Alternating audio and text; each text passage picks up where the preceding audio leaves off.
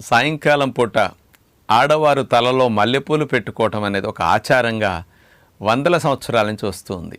పూర్వం రోజుల్లో ప్రతి దొడ్లోనూ మల్లె చెట్లు ఉండేవి. ఎందుకు మల్లెపూలని తలలో పెట్టుకోవాలో తెలుసా?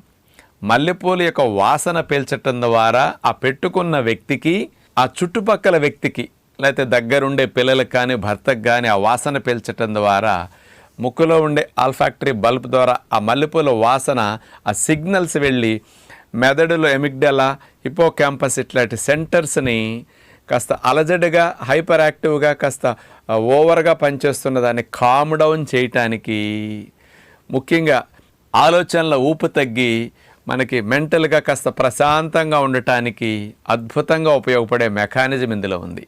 ఈ మల్లెపూలలో జాస్మోన్ అనే కెమికల్ కాంపౌండ్ ఉంటుంది. ఇదేం చేస్తుందో తెలుసండి? డోపమిన్ అనే హ్యాపీ హార్మోన్ని, సెరటోనిన్ అనే హ్యాపీ హార్మోన్ ప్రొడక్షన్